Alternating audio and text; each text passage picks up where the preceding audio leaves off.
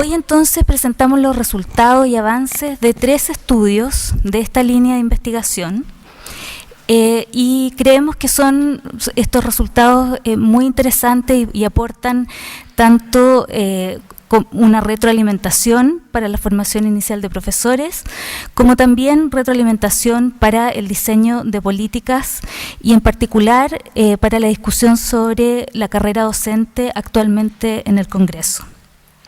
Encontramos efectivamente que existe, como todas las otras investigaciones han encontrado, existe un ordenamiento sistemático de postulaciones y contrataciones a cargos docentes.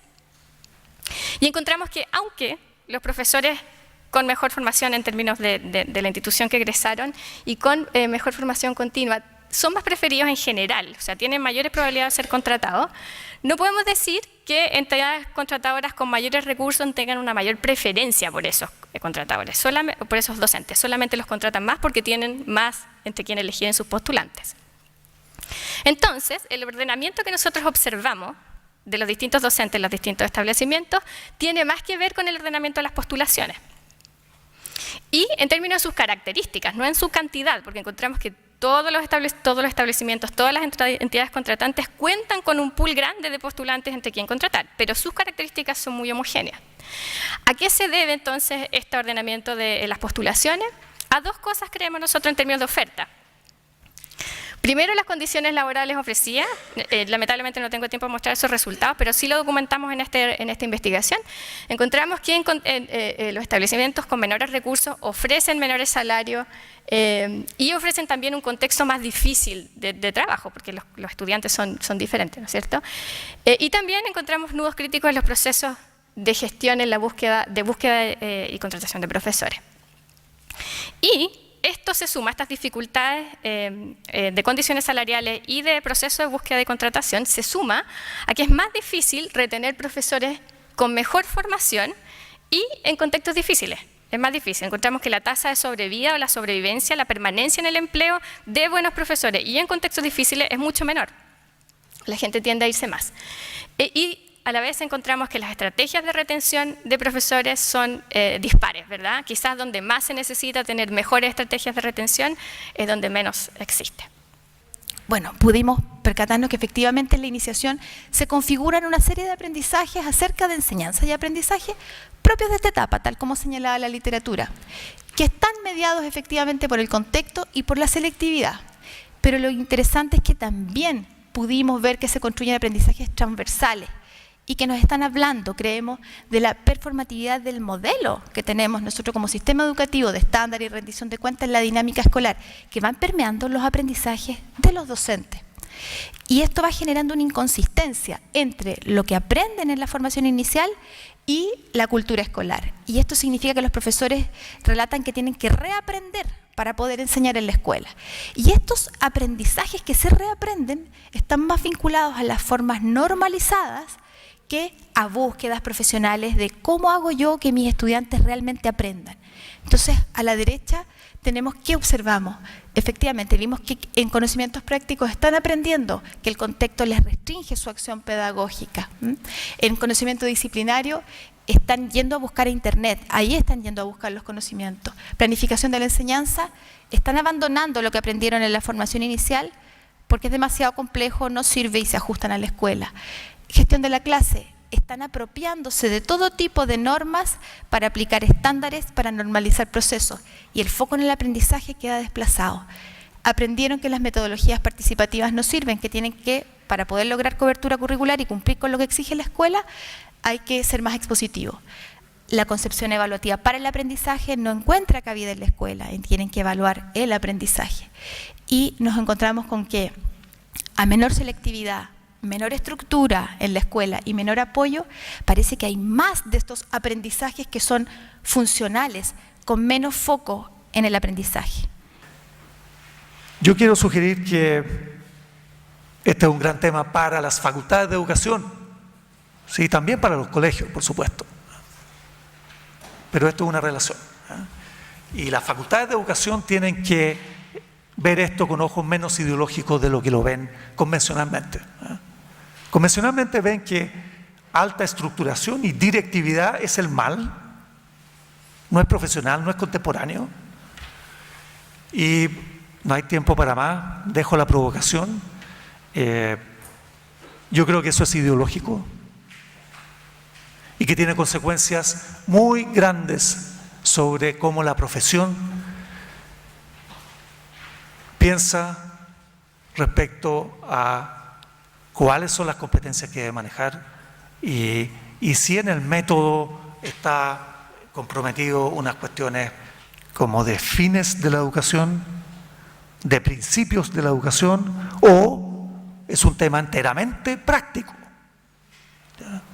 Y como dice el célebre libro de Cómo aprende la gente, en la página 8, entrando como a desbrozar el problema, dice, sobre método, bueno, hay una paleta de decenas de colores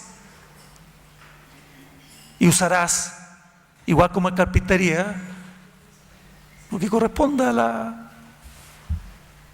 a los propósitos, al área disciplinar, a la edad, al contexto de la niñez, de los jóvenes con que esté trabajando.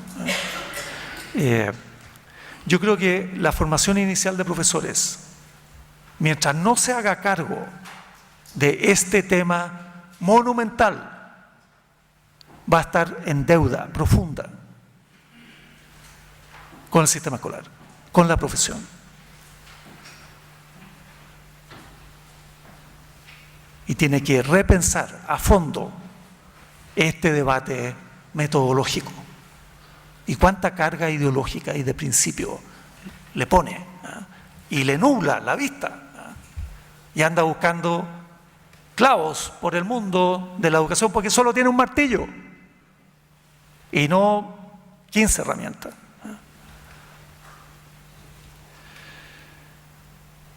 Hay buena teoría detrás de esto, súper buena teoría, en ciencias sociales como en educación, solo que no la manejamos, solo que no está en la conversación de los formadores de formadores, que en estas dos investigaciones tienen no solo nuestra Facultad de Educación, sino que el campo de la formación de profesores del país, una fuente de riqueza y de luces entusiasmante, ¿eh? Y de gran ayuda. No sé si es una buena idea decir que Inicia sea una prueba a la cual le puedo atribuir incentivos económicos y ese tipo de cosas, creyendo que con eso estoy encontrando a los mejores profesores. ¿Por qué? Porque simplemente en este estudio, que tiene sus limitaciones, por el hecho de tener poca información, pocos datos, pero al menos en este estudio simplemente porque no hay una relación entre eso y lo que nosotros hemos intentado estimar de lo que está ocurriendo al interior de una escuela y al interior de un curso. Sí, no deja de ser una interesante noticia, por último, en términos de un pequeño hallazgo empírico de que ese efecto profesor-escuela está explicado por lo que ocurre en la evaluación docente. Por supuesto que eso no significa que Inicia no haya... A ver, estas conclusiones no es que digan, oh, lo que se está haciendo en el Parlamento es algo que no tiene sentido. Lo único que podemos decir es que ciertos aspectos de lo que se discute en el Parlamento puede que no tengan sentido, que habría que volver a pensarlo y habría que más bien pensar en términos más propositivos, que es lo que queremos hacer. Si Inicia lo queremos hacer como una suerte de prueba, como se hace el examen nacional, ok, porque los conocimientos disciplinarios, que es lo que podemos medir aquí, sí, por lo menos son una condición necesaria, pero no suficiente para que probablemente un profesor tenga un buen desempeño en su sala de clase. Por último, comentarles que las limitaciones de pruebas como esta, en que se pone muy poco acento o no miran en realidad las prácticas de aula, poniendo mucho más el acento en conocimiento declarado y en lo disciplinario, han llevado a investigadores de otras facultades, de otros países, a explorar otras formas de medir calidad docente, ya sea durante la formación o durante los primeros años de la práctica profesional. ¿De acuerdo? Algunas experiencias recientes en investigación sobre el tema, de hecho, se han realizado desde el CEPE y han tenido que ver con percepción de alumnos, percepción de apoderados, percepción de supervisores en formas estandarizadas, ¿cierto? Y con criterios de resguardo de la calidad bastante exigentes, y con incorporar la práctica profesional en ese tipo de mediciones. Dar un poco la perspectiva de que INICIA no es la única forma de medir los conocimientos relevantes, las prácticas relevantes para que un profesor salga a su labor profesional, inicie su labor profesional, sea que eso lo queremos medir en el año de egreso, 2 años antes o 2 años después, ¿cierto? Todo eso parece ser más bien un continuo. Y este ejemplo, lo que decía allá abajo, se llama EDTPA, ¿ya? Es educación, EDTPA, Teacher Performance Assessment.